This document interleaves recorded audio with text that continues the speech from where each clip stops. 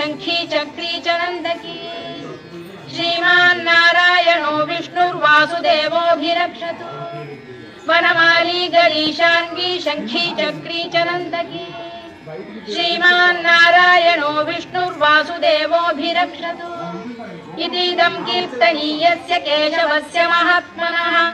नाम्नां सहस्रं दिव्यानामशेषेण प्रकीर्तितम् य इदं शृणुयात् नित्यं यश्चापि परिकीर्तयेत् नाशुभं प्राप्नुयात् किञ्चित् सोमुत्रेह च मानवः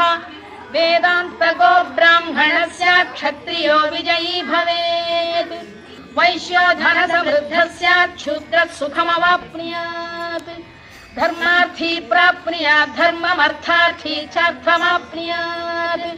कामानवाप्नुयात् कामी प्रजार्थी चाप्नुयात् प्रजाम्